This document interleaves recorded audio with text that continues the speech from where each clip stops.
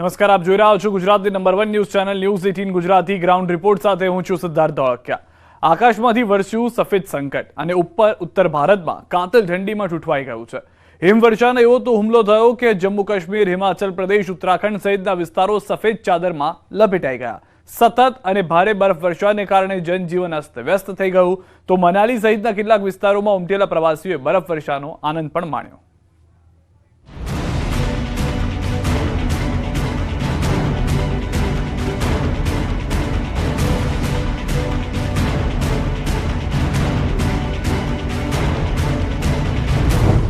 भारे हिमवर्षाए उत्तर भारत ने बान में लीधु। हिमाचल में वावाजोड़ा साथे हिमवर्षा। उत्तर भारत में हिमवर्षानो हुमलो। श्रीनगर पहलगाम में 18 इंच बरफ खाबक्यो। हिमवर्षा, करा अने कमोसमी वरसादे देशना केटलाय विस्तारोने बाનમાં લીધા છે। जम्मू અને કાશ્મીર, હિમાચલ પ્રદેશ અને ઉત્તરાખંડના પર્વતીય વિસ્તારોમાં વર્ષની સૌથી ભારે હિમવર્ષા પડી છે। જમ્મુ કાશ્મીરના શ્રીનગરમાં 8 ઇંચ, ગાંદરબલમાં 7 ઇંચ, સોનમર્ગમાં 8 ઇંચ બરફ ખાબકતા સમગ્ર વિસ્તારને ઠંડીની ઝપેટમાં લઈ લીધો। ભારે બરફવર્ષાના કારણે શ્રીનગર જમ્મુ હાઈવે પણ બંધ કરવાની ફરજ પડી। બરફવર્ષા વચ્ચે પ્રવાસનને અસર પહોંચી અને 1200 થી વધુ વાહનો ફસાઈ ગયા। કાશ્મીરના બનિહાલમાં અનેક પ્રવાસીઓ પણ અટવાઈ ગયા। હિમવર્ષાથી અનેક ટ્રેન રદ થતા લોકોને બનિહાલ રોકાવાની ફરજ પડી। તાપમાન ગગડતા પ્રવાસીઓ ઠૂંઠવાયા। આ તરફ દક્ષિણ કાશ્મીરમાં ભારે હિમવર્ષાએ જનજીવન ખોરવી નાખ્યું, સાથે જ વાહન વ્યવહારને પણ અસર પહોંચી। જમ્મુ શ્રીનગર નેશનલ હાઈવે પર લપસણા રસ્તાઓના કારણે તમામ પ્રકારના વાહનોની અવરજવર બંધ કરવી પડી। મુગલ રોડ અને અનંતનાગ, સિંથાન, કિશ્તવાડ રોડ પણ વાહન વ્યવહાર માટે બંધ કરાયો। જમ્મુ શ્રીનગર નેશનલ હાઈવે પર અલગ અલગ જગ્યાએ ઘણા વાહનો ફસાયેલા જોવા મળ્યા। બીજી તરફ વહીવટી તંત્ર સજ્જ થઈ ગયું છે અને બરફ હટાવવાનું કામ શરૂ કર્યું। गुज़श्ता दिन से कश्मीर में बर्फबारी जारी है, जिसके चलते यकीनी तौर पर लोगों ने राहत की सांस ली है, लेकिन इसके साथ साथ जो स्नोफॉल है वो मिजरीज भी ला रहा है। और जम्मू श्रीनगर नेशनल हाईवे की बात करेंगे तो वो गुज़श्ता रात से ही बंद है। इसके अलावा सिंथन, किश्तवाड़ नेशनल हाईवे या फिर वाडवा रोड या फिर मुगल रोड की बात करेंगे तो सारे के सारे रोड जो है किसी भी व्हीकुलर मूवमेंट के लिए बंद कर दिए गए हैं। और इस सिलसिले में HMVs की अगर हम बात करेंगे तो अभी सैकड़ों गाड़ियाँ जम्मू श्रीनगर नेशनल हाईवे के डिफरेंट स्पॉट्स पर दरमांदा हो। एक तरफ हिमवर्षाના કારણે હાલાકી તો બીજી તરફ બરફવર્ષાનો આનંદ। પ્રવાસન સ્થળો ગુલમર્ગ, ટિંગમર્ગ અને અન્ય મેદાનોમાં તાજી હિમવર્ષા શરૂ થઈ છે। મેદાની વિસ્તારોમાં અનેક ઇંચ બરફ જમા થયો છે। ગુલમર્ગ જતા પ્રવાસીઓ શ્રીનગર ગુલમર્ગ હાઈવે પર રોકાઈને તાજી હિમવર્ષાનો આનંદ માણી રહ્યા છે। આ પ્રવાસીઓ કહે છે કે તેઓ નસીબદાર છે કે તેમની હાજરીમાં અહીં બરફ પડી રહ્યો છે। बहुत अच्छा कर रहे हैं। कहते हैं कि भाई ये पड़ी हुई बर्फ तो दुनिया देखती है, लेकिन लाइव देखने का करोड़ों में से 1-2 आदमी को ही मौका मिलता है, तो हम अपने आप को बहुत खुशकिस्मत मानते हैं। हमारे बच्चों ने हम लोगों को बोला कि हम लोगों को स्नोफॉल देखना है, तो फिर हम लोगों ने सोचा कि स्नोफॉल देखने का इससे अच्छा टाइम और कोई भी नहीं। और हम लोग आज गुलमर्ग जा रहे हैं अभी, और रास्ते में आप मिले हो। हम लोग अपने आप को बहुत खुशकिस्मत समझते हैं। माहौल ही नहीं है देखने वाला ऑस्ट्रेलिया में। इतना सुंदर है, इतनी ग्रीनरी है, इतनी स्नोफॉल है और इतनी प्यारी स्नोफॉल है, ये ना लग रही है ना ये चुभ रही है, कॉटन है ये। આ તરફ પહાડી વિસ્તારોમાં પણ હિમ પ્રકોપ જોવા મળ્યો। જ્યાં જુઓ ત્યાં બરફ જ બરફ નજરે પડી રહ્યો છે। બદ્રીનાથ ધામ, હેમકુંડ સાહેબ, વેલી ઓફ ફ્લાવર્સ, વિશ્વ પ્રસિદ્ધ પર્યટન સ્થળ ઓલીમાં સતત હિમવર્ષા ચાલુ છે। તમામ ટ્રેકિંગ માર્ગો પર ભારે હિમવર્ષા થઈ રહી છે। બીજી તરફ બદ્રીનાથ મંદિરમાં લગભગ 5 ફૂટ બરફ જામી ગયો છે। બદ્રીનાથ ધામ આસપાસના તમામ ઘરો અને હોટેલો બરફથી ઢંકાઈ ગયા હોય એવા દ્રશ્યો સામે આવ્યા। 2 દિવસથી પહાડોમાં વરસાદ પડી રહ્યો છે અને તેના કારણે ચમોલી જિલ્લામાં 1 ડઝનથી વધુ ગ્રામીણ વિસ્તારોમાં વીજળીની વ્યવસ્થા તૂટી ગઈ છે। તેને હટાવવાનું કામ ચાલી રહ્યું છે। જો કે હિમવર્ષા પ્રવાસીઓ અને પ્રવાસી વ્યવસાય માટે કોઈ ભેટથી કમ નથી। હવામાનમાં આવેલા બદલાવ બાદ છેલ્લા 3 દિવસથી કેદારધામ, તુંગનાથ ધામ, મદમહેશ્વર ધામ સહિતના ઉચ્ચ હિમાલયના વિસ્તારમાં ભારે બરફવર્ષા થઈ। સતત બરફ પડતા નીચાણવાળા વિસ્તારોમાં ઠંડીનો પ્રકોપ વધ્યો છે। કેદારનાથ ધામમાં મંદિર પરિસરની આસપાસ બરફની સફેદ ચાદર પથરાયેલી જોવા મળી। ઉત્તરાખંડના પિથૌરાગઢના પહાડી વિસ્તારો પણ હિમવર્ષાથી પ્રભાવિત થયા. સ્થિતિ એ છે કે ચીન અને નેપાળ સરહદને અડીને આવેલા આ વિસ્તારો સંપૂર્ણપણે બરફની સફેદ ચાદરથી ઢંકાઈ ગયા છે. ભારે હિમવર્ષાના કારણે સ્થાનિક લોકોને ભારે મુશ્કેલી પડી રહી છે. પરંતુ વ્યાસ ઘાટીમાં નેપાળ બોર્ડર પર સૈનિકો 2 ફૂટ બરફમાં પણ સરહદોની સુરક્ષા કરવામાં વ્યસ્ત છે. લગભગ 10,500 ફૂટની ઊંચાઈ પર એસએસબી જવાનોની હિંમત દેખાઈ રહી છે. 2 ફૂટ ઊંડા બરફના થર જામી ગયા છે. છતાં સૈનિકો આ બરફને ખૂંદીને પોતાની ફરજ નિભાવતા દેખાયા. ઉત્તરાખંડના ચક્રાતામાં પણ બરફનું સામ્રાજ્ય જોવા મળ્યું. એક તરફ પહાડી વિસ્તારોમાં હિમવર્ષા છે તો બીજી તરફ નીચાણવાળા વિસ્તારોમાં ભારે વરસાદથી ઠંડીમાં વધારો થયો છે. પહાડો પર પણ હિમવર્ષા ચાલુ છે. પર્યટન સ્થળ ચક્રાતા સહિતના ઊંચા શિખરો પર પણ ભારે હિમવર્ષા થઈ રહી છે. ચક્રાતાના લોખંડી વિસ્તારમાં મોટી સંખ્યામાં પર્યટકો હિમવર્ષાની મજા માણવા આવી રહ્યા છે. લોખંડીમાં સતત હિમવર્ષા ચાલુ છે. આકાશમાંથી પડતો આ સફેદ બરફ આ સ્થળની પ્રાકૃતિક સુંદરતામાં વધારો કરી રહ્યો છે. નવા વર્ષની ઉજવણી કરવા માટે દેશના ખૂણે ખૂણેથી લોકો મોટી સંખ્યામાં ચક્રાતા પહોંચી રહ્યા છે. જો કે વધુ પડતી હિમવર્ષાના કારણે લોકોને કેટલીક મુશ્કેલીઓનો પણ સામનો કરવો પડી રહ્યો છે. અહીં તાપમાન -ડિગ્રી સુધી પહોંચી ગયું છે. ઠંડીથી લોકો થરથરી રહ્યા છે. કેટલીક જગ્યાએ ટ્રાફિક જામની સ્થિતિ પણ જોવા મળી રહી છે. और बर्फ स्नोफॉल देखने आए थे बेसिकली हम. इससे पहले भी हम टूर मार चुके हैं स्पीति का, लेह लद्दाख का. बड़ा मज़ा आ रहा है यहाँ पे इस टाइम पे. ये हवाएं चल रही हैं सर और ये जो बादल हमारे से होकर गुजर रहे हैं, बहुत ही औसम एक्सपीरियंस है. जैसे कहते हैं कि धरती में अगर स्वर्ग है तो यही है. बस स्वर्ग देखा जाए तो पहाड़ों में ही होता है स्वर्ग. આ તરફ ઉત્તરકાશી જિલ્લાના ઊંચાઈવાળા વિસ્તારોમાં હિમવર્ષાથી પ્રવાસીઓ અને ખેડૂતો ખૂબ જ ખુશ દેખાય છે. વર્ષના અંતિમ દિવસોમાં થયેલી હિમવર્ષાની અસર તમામને પડી છે. આ દ્રશ્યો હર્ષિલ ખીણની સુખીના છે, જેમાં જોઈ શકાય છે કે ચોતરફ સફેદ ચાદર પથરાઈ હોય એવા દ્રશ્યો છે. ચારે બાજુ માત્ર બરફ જ દેખાઈ રહ્યો છે અને પ્રવાસીઓ પણ હિમવર્ષાનો આનંદ લઈ રહ્યા છે. अद्भुत है. इसे शब्दों में तो देखो आपको मैं महसूस नहीं करा सकता. यहाँ होने का जो एहसास है वो मतलब अकल्पनीय है. હિમાચલના અનેક વિસ્તારોને બરફ વર્ષાએ બાનમાં લીધા છે. નીચાણવાળા વિસ્તારોમાં વરસાદ ચાલુ છે, જેના કારણે લોકો તેમના ઘરમાં છુપાઈ ગયા છે. હિમવર્ષાના કારણે સ્થાનિક લોકોને મુશ્કેલીનો સામનો કરવો પડી રહ્યો છે. નેશનલ હાઈવે 5 સહિત તમામ કનેક્ટિંગ રોડ બંધ કરી દેવાયા છે. હિમવર્ષા બંધ થયા બાદ બરફ હટાવવાનું અને રસ્તાને પુનઃ સ્થાપિત કરવાનું કામ શરૂ થશે. હિમવર્ષાના કારણે જિલ્લામાં મધરાતથી વીજળી પણ ગુલ થઈ ગઈ છે. જો કે બરફ વર્ષાની મજા માણવા અને નવા વર્ષની શરૂઆત કરવા માટે ઘણા પ્રવાસીઓએ જિલ્લાની સાંગલા ખીણ અને કલ્પામાં પડાવ નાખ્યો છે.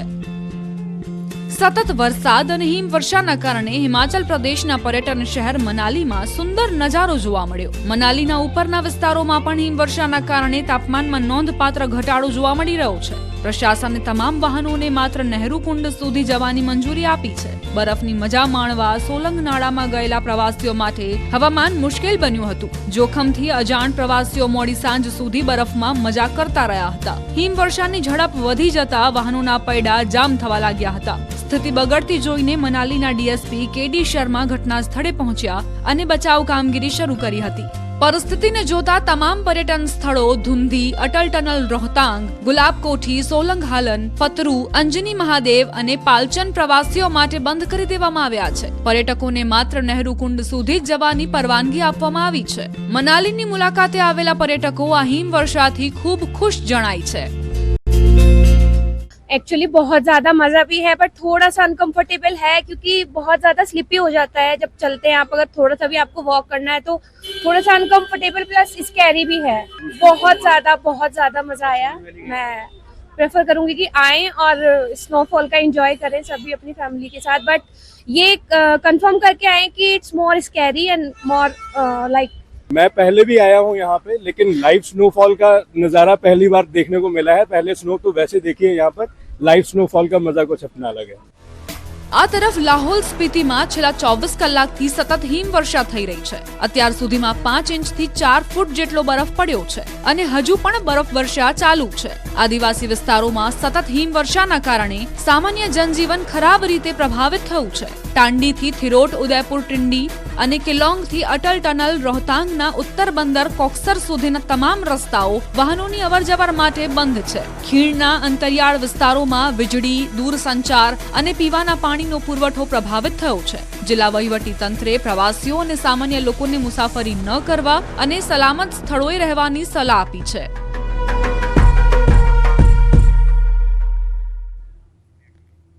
આજના સમયમાં ટેકનોલોજીએ આશ્ચર્યજનક સાધનો બનાવી ઉપયોગી માહિતીને આંગળીના ટેરવે ઉપલબ્ધ કરાવીને વિશ્વમાં ક્રાંતિ સર્જી છે. પણ હાલ આ જ ટેકનોલોજી સમાજ પર અને મુખ્યત્વે બાળકના વિકાસ ઉપર નકારાત્મક અસરો પહોંચાડી રહી છે.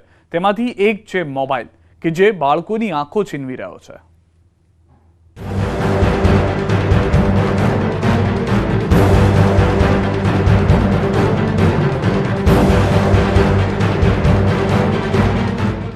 વાલીઓ સાવધાન, જો તમારા બાળકો આખો દિવસ મોબાઈલ કે ટીવી સ્ક્રીન સામે રહે છે તો ચેતી જજો, કારણ કે મોબાઈલનું વ્યસન તમારા બાળકને બનાવશે માનસિક બીમાર. જમવાનો ટાઈમ હોય તો મોબાઈલ વગર જમશે બરાબર, તો એના લીધે એમનું જે બ્રેઇન ડેવલપમેન્ટ, ફિઝિકલ ડેવલપમેન્ટ, જે ઇમોશનલ ડેવલપમેન્ટ કહીએ એના ઉપર બહુ જ નકારાત્મક અસરો થાય છે. આંખોમાં લાવી દેશે અંધારા.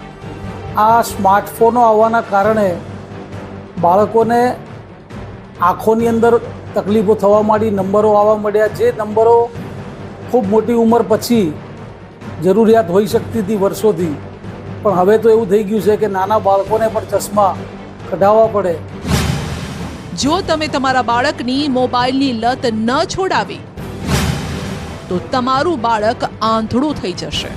બહુ પ્રકાશવાળી વસ્તુઓ જોવાથી રેટિનાની અંદર તકલીફ થતી હોય છે અને અમુક એવા પણ કિસ્સા આવેલા છે, છોકરાઓ બહુ જ યુઝ કરતા હોય તો બ્લાઇન્ડનેસના પણ કિસ્સા થયેલા છે, બહુ વધુ પડતો મોબાઈલ જોવાના કારણે. જાણીને ચોંકી ગયા ને? પણ વાત 100% સાચી છે, કારણ કે આ સાબિતી આપનારા બીજા કોઈ નહીં પરંતુ આ તમામ જાણીતા તબીબો છે. આજે ભારતની 70% વસ્તી પાસે સ્માર્ટફોન છે. નાની રાતથી લઈ વૃદ્ધો સ્માર્ટફોનનો સતત ઉપયોગ કરે છે. એક સંશોધનમાં દાવો કરવામાં આવ્યો છે કે મોબાઈલ ફોનનું વ્યસન કોઈ ડ્રગથી ઓછું નથી, જેની વિપરીત અસરો પણ હવે જોવા મળી રહી છે. આપણે આપણા મોબાઈલ ફોન પર જે સ્ક્રીન સમય પસાર કરીએ છીએ, જો તે ન ઘટાડ્યો તો તમારી આંખો ખોવી પડશે.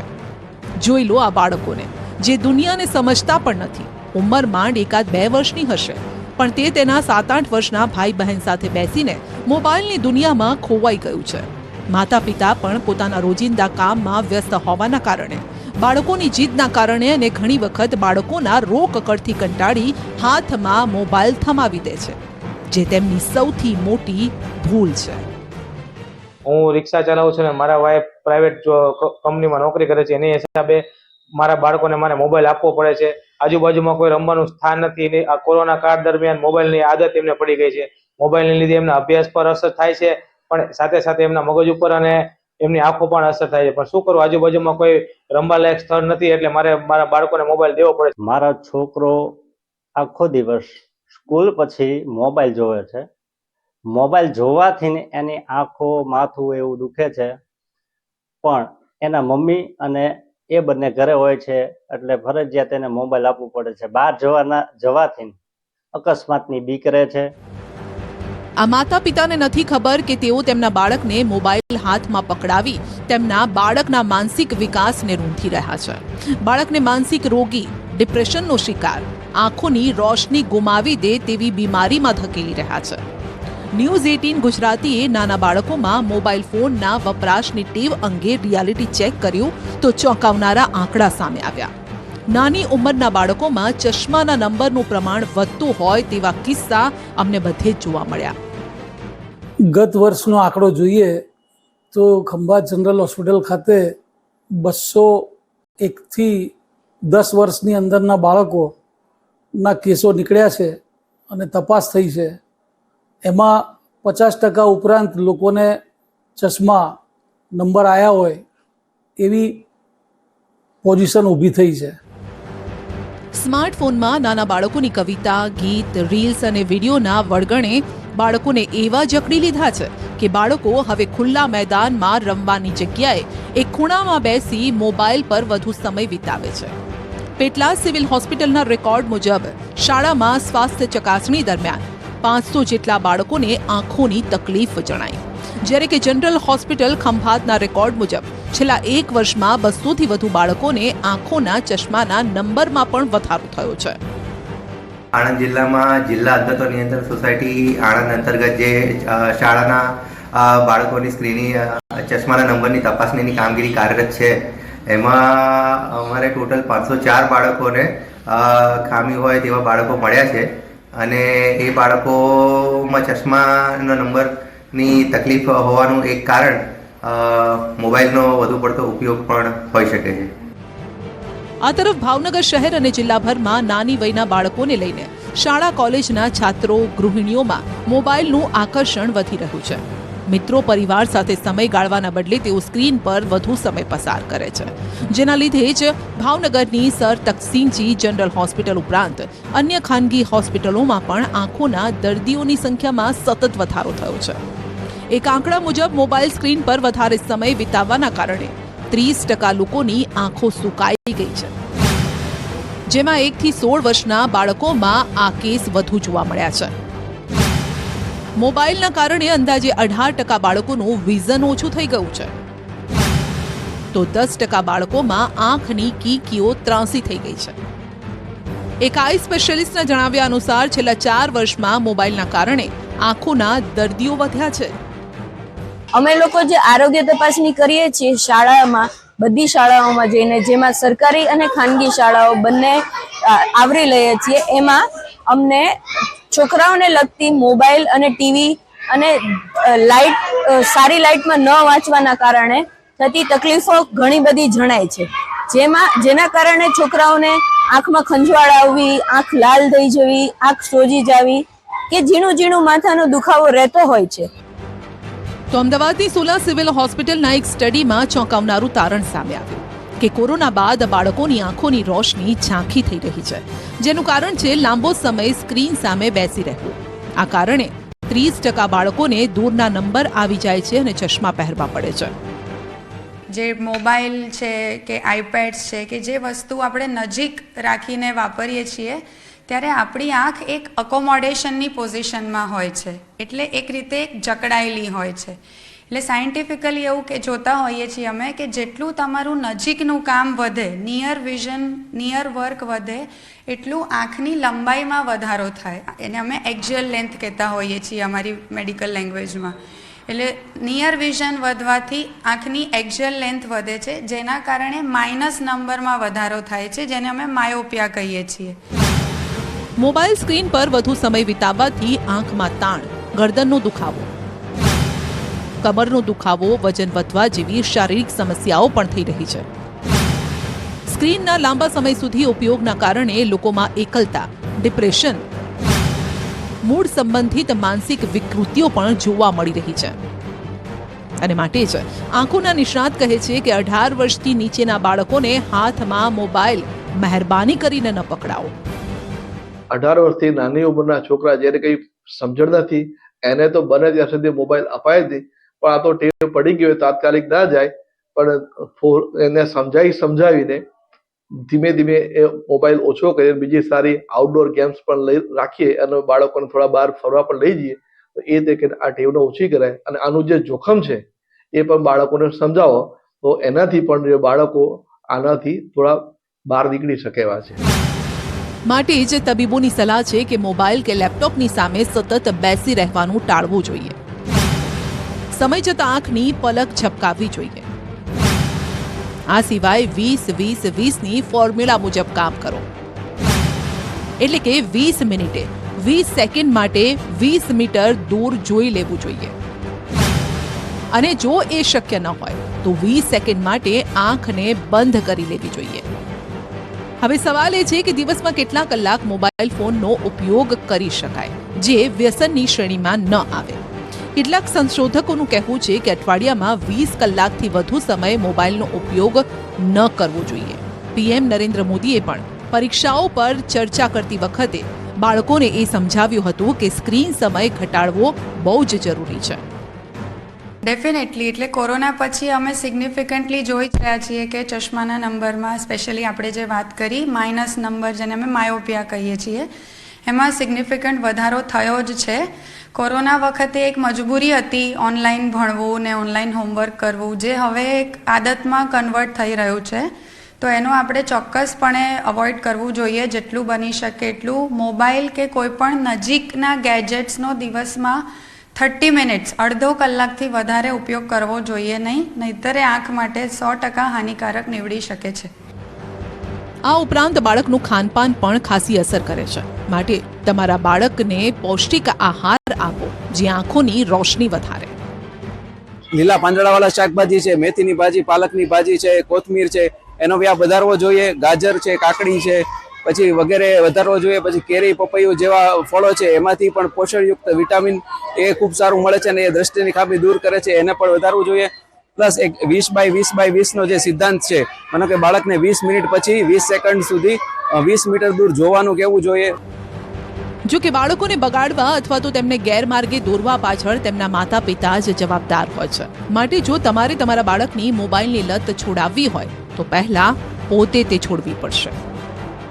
મોબાઈલની